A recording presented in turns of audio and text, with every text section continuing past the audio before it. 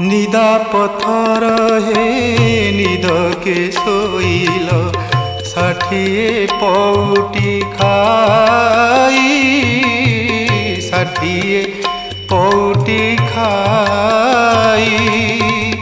अनाथ जनक डाक न शुणुछ अनाथ जनक डाक न शुणुछ जगतर नाथ होई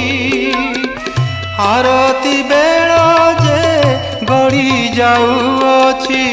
उठ हे छपन भोगी हेबाकू